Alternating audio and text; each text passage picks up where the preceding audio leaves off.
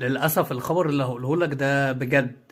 أكيد أنت شفت الفيديو اللي انتشر والصور اللي انتشرت لمشجع الزمالك اللي جاله أزمة قلبية بعد خسارة الزمالك وخروج الزمالك من الكونفدرالية. المشجع ده توفى.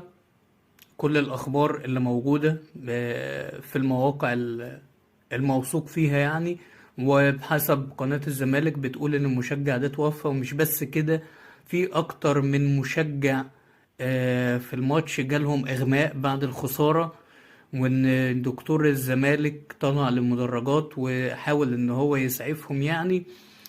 ويؤسفني ان انا اقول لك ان كل ده بسبب كورة وبسبب ماتش كورة والموضوع محزن جدا يعني. فكرة ان انت تبقى معلق حياتك كلها على فوز فريق او خسارة فريق.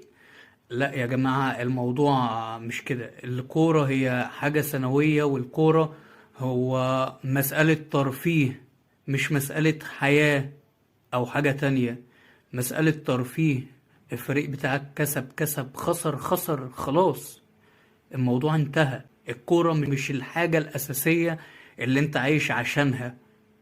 فبالله عليكم يا جماعة، ادوا الكورة حجمها وحقها الطبيعي. ما بقولكش ما تشجعش ولا ما تزعلش لما فريقك يخسر، بس خليك عارف مكانة الكورة وحجم الكورة ايه. يا رب نفهم ويا رب الرسالة توصل.